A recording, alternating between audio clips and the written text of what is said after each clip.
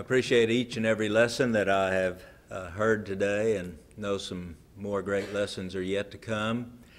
Again, I cannot emphasize the great debt of gratitude that the entire Brotherhood owes to the Bellevue congregation for making this book available, as well as the DVDs and through other means such as the Defender, simply allowing people to be made aware of the dangers of the AD 70 doctrine in order that congregations can be prepared and be set for the defense of the gospel.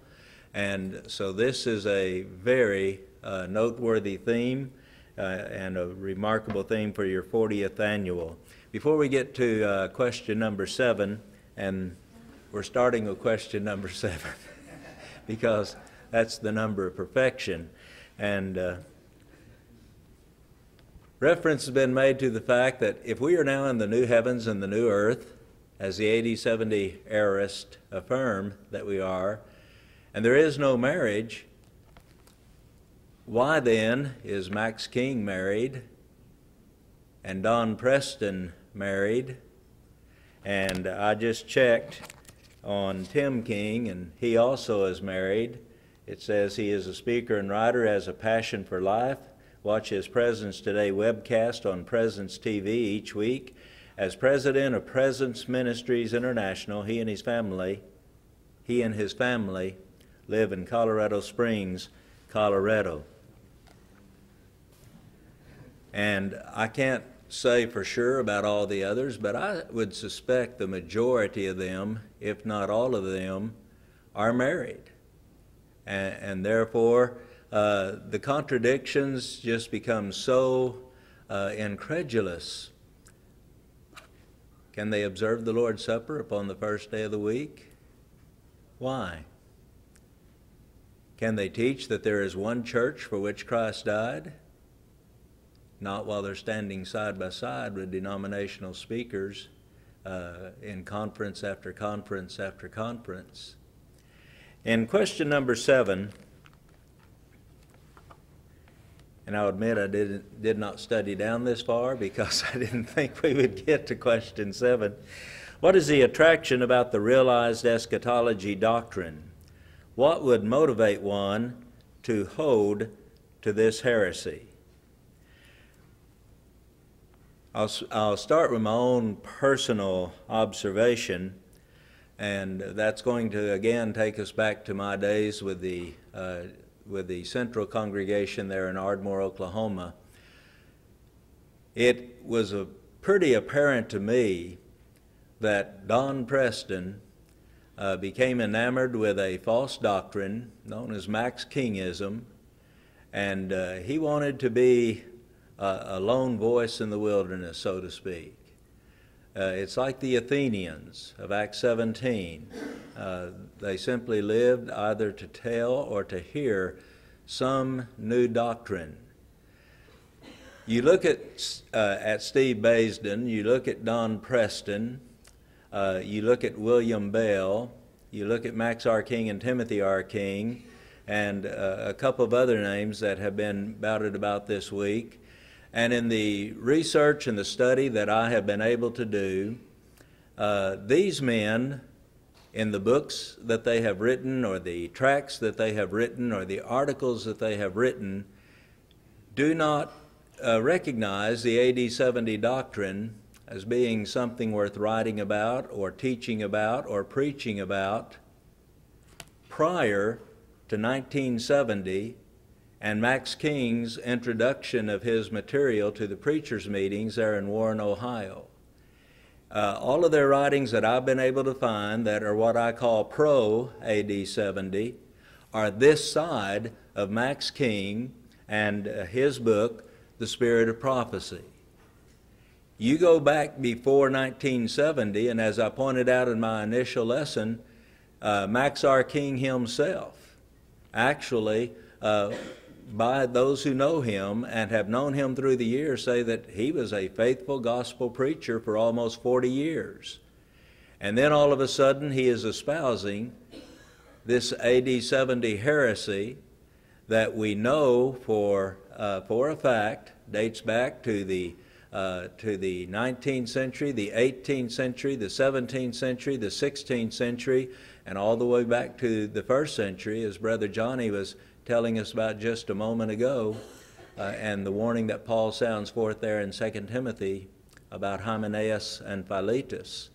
And so the attraction, in my estimation, cannot be a desire for the truth of God's Word. Because you think about those things that are advocated as taking place in AD 70 and the destruction of Jerusalem, and the AD 70 aorist will tell you that all of these things had to wait until AD 70. Remission of sins, change in the priesthood, a change in the law, Christ's reign as king, the kingdom established with power, or the kingdom established fully, the second coming of our Lord, the resurrection of the dead, the judgment day, death and Hades would come to an end, all prophecy fulfilled, the way opened for the new heaven and the new earth, eternal rest realized, the end of the world, and of course the last days would come to an end. And every one of those points stands diametrically opposed to the teaching of the New Testament and Holy Spirit-inspired New Testament writers. King himself said in Spirit of Prophecy, page 3 of his introduction, that this theory, quote, may be a little unorthodox. And I believe I pointed out or got to the quote in the lesson I presented from Beagle himself, a whole new view of the Scripture will open up. That's Spirit of Prophecy, page 5. And what I had a lot of trouble figuring out was his comment on page 135. Max R. King said, quote, error complements error. Now just let that one roll around in your head for a moment and ask yourself, you cannot help but to be influenced to think that these men are looking to make a name among the brotherhood, and in trying to make a name among the brotherhood, as far as I'm concerned, they have left the brotherhood. Don Preston in Ardmore, Oklahoma, took 300 members from a 600-member congregation and called that group the Ardmore Church of Christ. And as I pointed out, between the 2012 edition and the 2015 edition, he actually had the group to change its name to the Ardmore Family of God. Now, if you want to look for the appellation of the family of God in the New Testament, you're going to have to turn to Titus 5:19, and once you get there, you're going to discover it is not there. And so they have become a cult, a sect, another man-made denomination among many man-made denominations, and they do stand shoulder to shoulder with false teachers. And just before we started this session, there were some who were asking, well, is it possible that this thing is motivated by money? And again, think about a congregation that has a sizable budget, and a false teacher goes in, and as Mr. Preston did in Ardmore, Oklahoma, he starts sowing his doctrine at first on Wednesday nights, so you wouldn't have everybody there. And then he slips it into the Sunday evening sermon, and then he slips it into the bulletin, and finally it ended up in the pulpit on Sunday morning. But it was a very gradual thing. These brethren don't go in on one day and say, okay, we're going to become a satellite congregation for Max R. King. They realize that they have to be very devious. They have to be deceptive in the way that they go about implanting their man-made doctrine. And now you go to the website for Don Preston today, and he is going to direct you very quickly to the bookstore. Now, why would he want you in his bookstore? Those are some of my thoughts. I'm sure that there are other men here who may have thought about this even more than I have. Brother Daniel.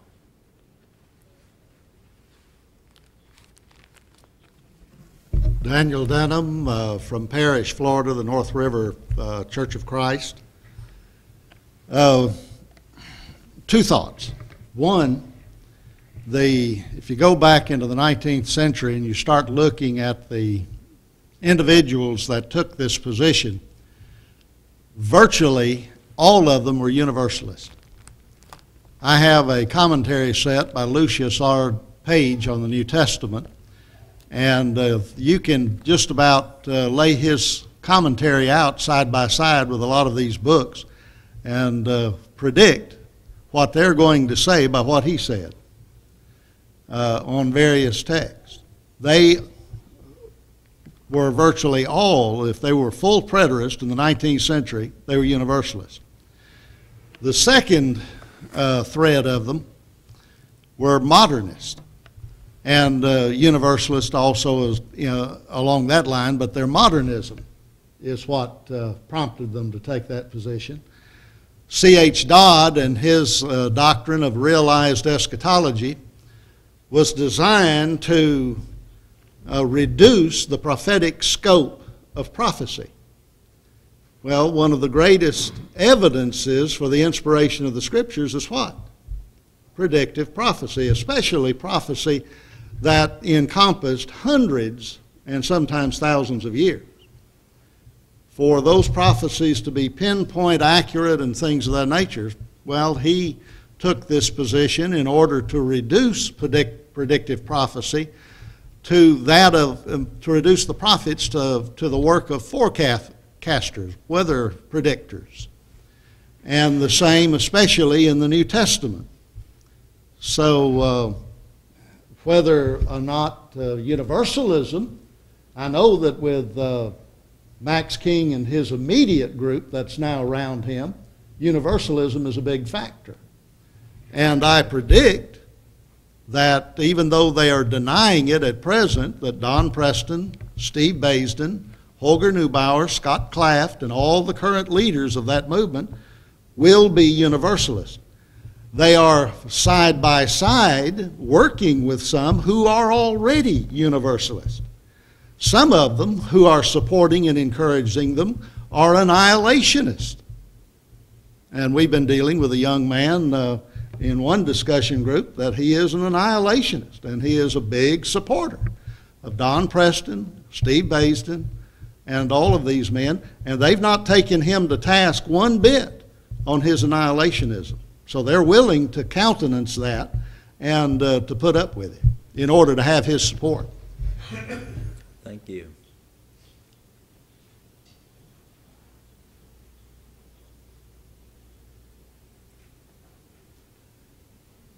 My name is Stephen Anticoli. I'm from Steubenville, Ohio originally, but I'm living presently in Columbus, Ohio. I appreciate everything that's been said so far by the men that have spoken, but my thoughts are that they're claiming that everything that's spoken of in the prophets sees its fulfillment in 70 A.D.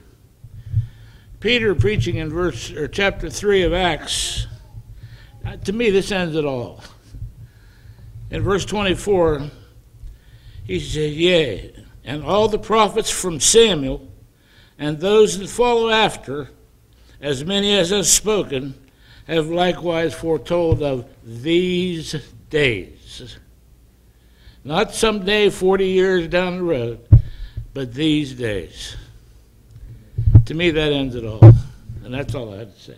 Thank you. Appreciate that.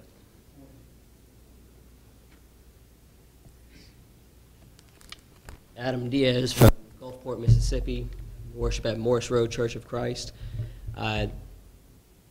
I can understand how the leaders and how you're saying, but what about these 300 in the account that followed Don Preston, and what is their motivation for accepting something and also being able to stand and hold to that sort of doctrine? What is their motivation? And the followers, I can see how those in power would like that, but what about those who are following? Okay. I do not know how many have had any personal contact with Don Preston, but I will tell you he is a very likable fellow. He is quite commanding in his presence. I attended his debate there in Ardmore. As a matter of fact, helped to arrange that debate in Ardmore between him and Bill Lockwood. And at that debate, I discovered that Don Preston had a way of working the crowd, and he had a way of trying to win people over to him on not because of what he was teaching, not because of what he was saying, but because of their admiration for him, their liking him.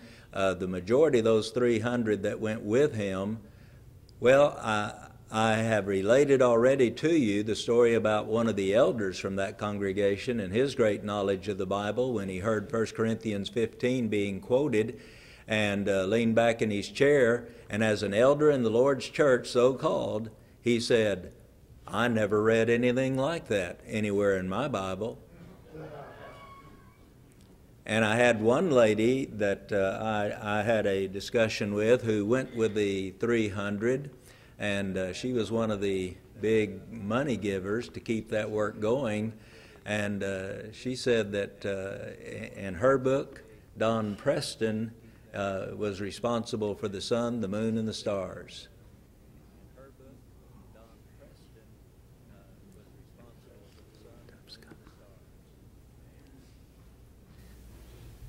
I'm Michael Hatcher from Pensacola, Florida, and this doctrine removes sin. There is no sin with this doctrine. That's a pretty comforting doctrine if you're going to be living in sin. Thus, one of the attractions of it would obviously be, I'm not doing anything wrong. And even if I do anything wrong, there's really no heaven or hell. So what difference does it make even if I am living in sin? As we would call sin, but sin doesn't really exist for them. That's true. Before you come up, Brother Deb, at one point during the time that this problem had plagued us there in Ardmore, Oklahoma, Don Preston somehow had arranged a meeting with about 6 or 7 of the sisters from the Central Congregation in the home of one of those members. And she came to me after they had had their meeting with Don Preston. It was pretty obvious that he was trying to proselyte all of those sisters to become a part of his new group. And in that discussion, these sisters said to me that Don Preston had said to them that he could no longer sin, that he was above sin, that sin was no longer a part of his life. Well, that's realized eschatology. When you take it to its fullness, there is no sin, hence no consequence for sin.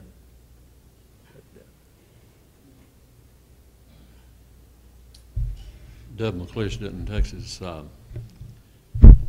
Michael's statement reminded me of the denominational doctrine on faith only. It's a very wholesome doctrine and full of comfort that you cannot sin.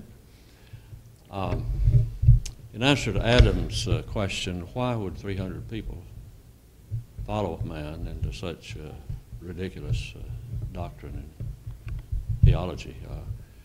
Why did several hundred people drink Kool-Aid for Jim Jones?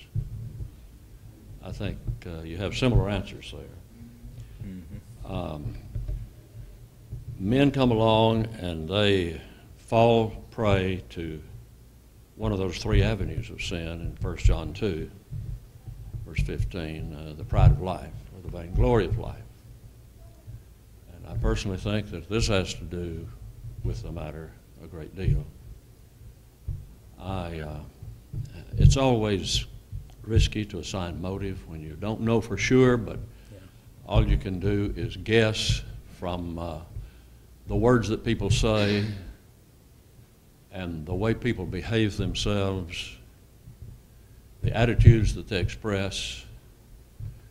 But there just seem to be some people that have to have something that set them apart from everyone else,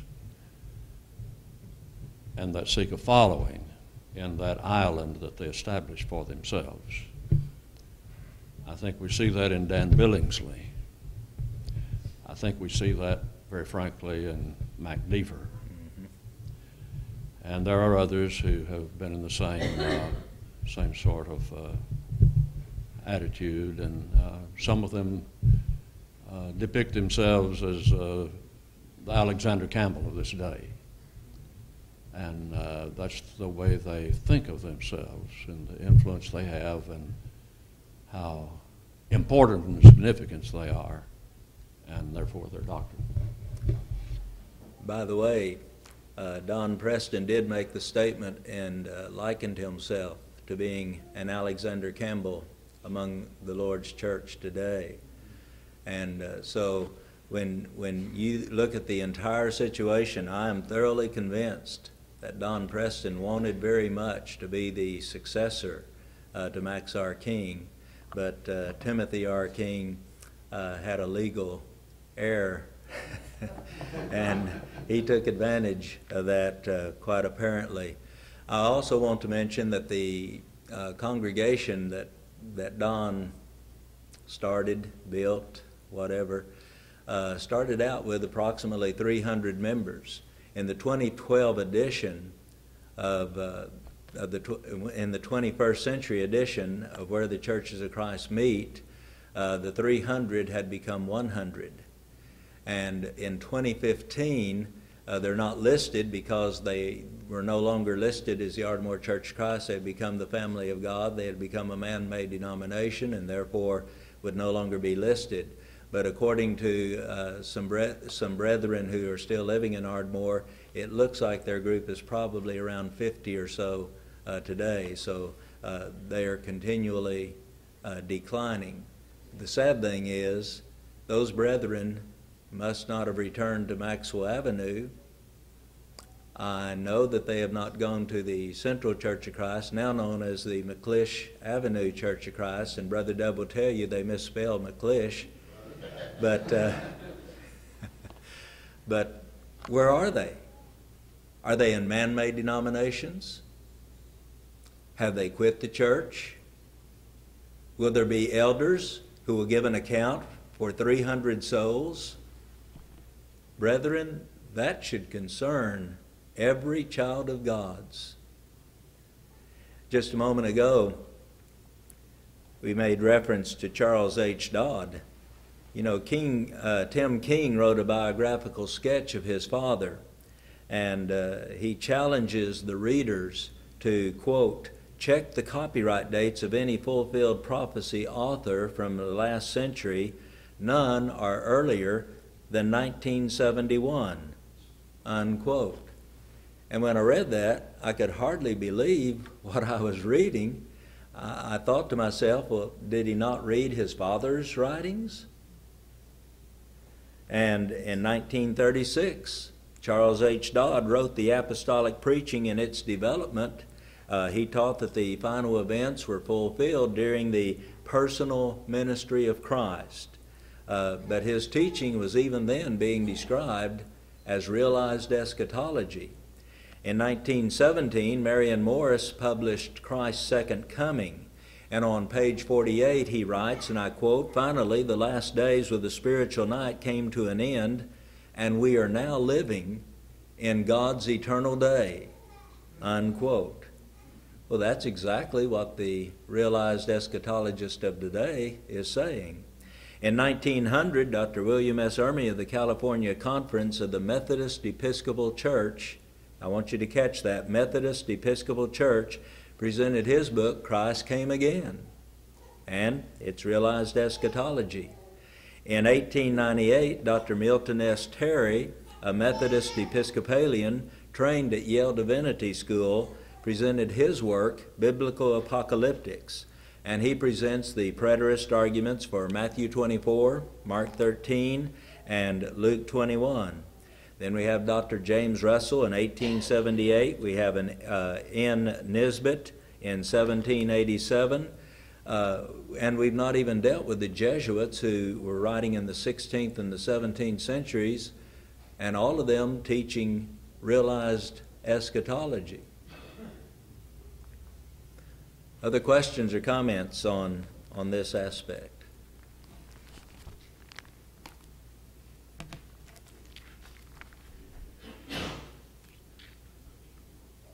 What happens when one dies according to realized eschatology? Well, as has been observed a number of times, who was it that said, "What about us?" Is that you, Brother Charles? What about us? In other words, why are we here? If the doctrine of Max King and those who follow after Max King be true, then what does that mean to us? On more than one occasion, I have likened this doctrine to one aspect of Calvinism. Calvinism says that all men, from before the foundation of the world, predetermined to be saved or predetermined to be lost. Well, when you pick up the writings of the Kingites and you study what they are saying, well, in the year of 70 AD, with the destruction of Jerusalem, came the Judgment Day. That means that in AD 70, you and I were judged. At that time, it was determined whether we would be lost or whether we would be saved, and whatever that judgment was, it's a done deal. You and I have nothing to do with it. Someone asked you the question, what must I do to be saved? Well, as a Kingite, absolutely, positively nothing at all. There's nothing you can do. There's nothing you can do and be lost. There's nothing at all you can do and be lost. Either you are saved or lost, and it was determined in AD 70. It was predetermined. That's Calvinism, just a different time frame. And they like that terminology, time frame.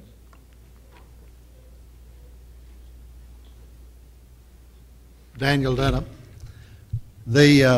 What's fascinating with them on this is if you ask them, well, what about the righteous? They say, well, they go immediately to heaven at death.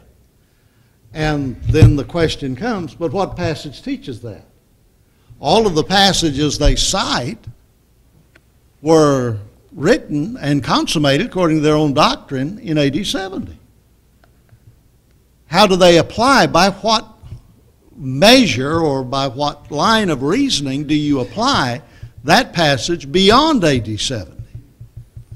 I asked Steve Basden if he was part of the whosoever in Acts 2, verse 21. He said he was. Then I asked him, was Acts 2, verse 21, part of the prophecy of Joel? Oh, no, it's not part of the prophecy of Joel. It's a benefit of the prophecy. Well, I showed from Joel chapter 2, verse 32, that Acts 2, verse 21 is an inspired citation, quotation of Joel 2:32, which obviously is part of the prophecy of Joel. The point being this: whether they will admit it or not, if they claim they can be saved or people can be saved and are part of the whosoever, this side of AD 70, they imply in every single case that that aspect of the prophecy is still in the process of being fulfilled. Simply because the miraculous was fulfilled and has been completed does not mean that all of the prophecy has been completed. That doesn't necessarily follow. And that is something that seems to be beyond their grasp. They simply can't get it. But if they're teaching people, in fact, he will brag about, oh, we baptized another man. We led him to Christ. He's now part of the whosoever. Well, thank you, Brother Steve. You just demonstrated that all prophecy did not end at AD 70. And every time you dip somebody else, you're still proving the same point and refuting your own doctrine. Very good.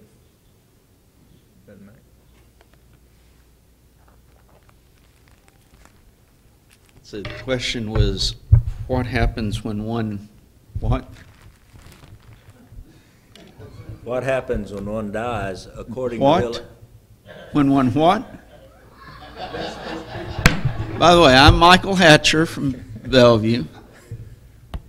Good. There, in that world, there is no death. So what's the question? No pain. Very good. Oh, you got me there. Wasn't quite prepared for that. The challenge of Tim King when he says find an author prior to 1971 who is writing the aspect of realized eschatology is not a difficult challenge. Matter of fact, it has been demonstrated by a number of authors, a number of dates, all of them long before 1971. And I want to come back to what I stated just a few moments ago.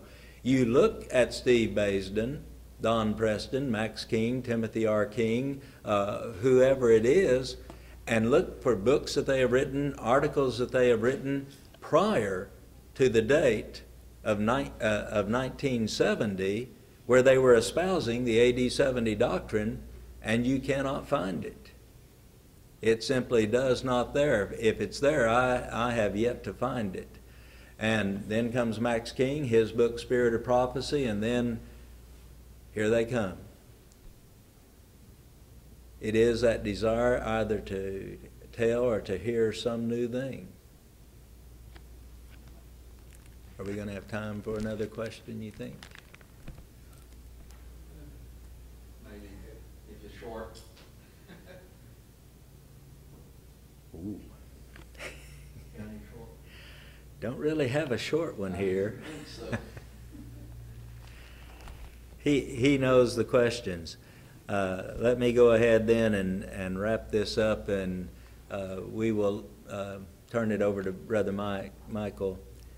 I want to say again, it is Calvary and not the AD 70 doctrine of the destruction of Jerusalem where Christ paid the price for the sins of fallen man. And I was having a discussion during the noon hour with someone, and we were talking about the book by Hokema on the four major cults, and how an identifying mark of a cult is a shifting of emphasis. And these folks have taken away the cross, the precious cross of Jesus Christ my Lord, Amen. And they have replaced it with the destruction of a local city by the name of Jerusalem in AD 70 at the hands of General Titus. And brethren, that is blasphemy. Amen. Nothing more, nothing less, and nothing else. And as I have already stated, souls are in the balance. And that's why, again, I say to you, this book is a great contribution to our entire brotherhood. Let every elder possess a copy. Let every preacher possess a copy. Let every church library possess a copy. And I hope you will get a copy.